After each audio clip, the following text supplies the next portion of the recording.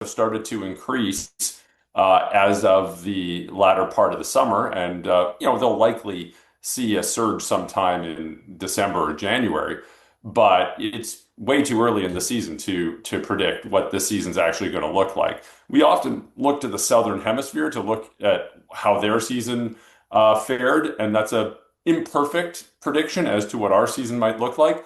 And I think, it's fair to say that they had, a pretty significant influenza season. And of course, COVID and RSV also circulated and played a role in terms of morbidity and sadly mortality as well. And I don't think it's going to be any different in Canada. We know a lot about these viruses, obviously not everything, but we know a lot about these viruses.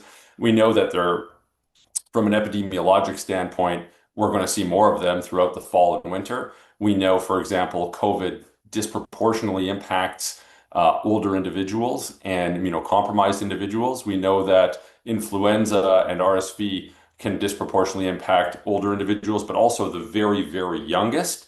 And we have tools to protect vulnerable individuals from these viruses, including vaccinations.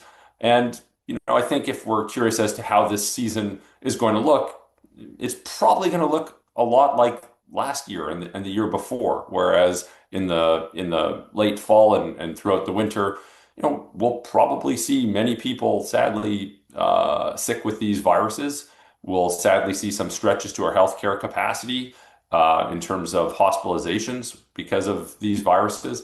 And unfortunately and sadly, many people will succumb to these viruses, especially those who are most vulnerable. So, like every year, it's important to take steps to reduce the risk of transmission in the community and also ensure that individuals who are at greatest risk have some protection as well.